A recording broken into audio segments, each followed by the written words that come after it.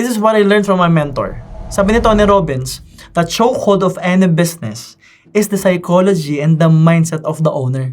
So ang pumapatay at sumisira sa negosyo, hindi yung products, hindi yung leads, hindi yung sales, hindi yung offer, hindi yung operations, kundi yung may-ari. Kasi tandaan nyo, lahat ng pinakita ko nakadepende sa'yo bilang business owner. I-a-apply mo ba? Aaralin mo ba? Gagawin mo ba? Kaya mo bang i-execute?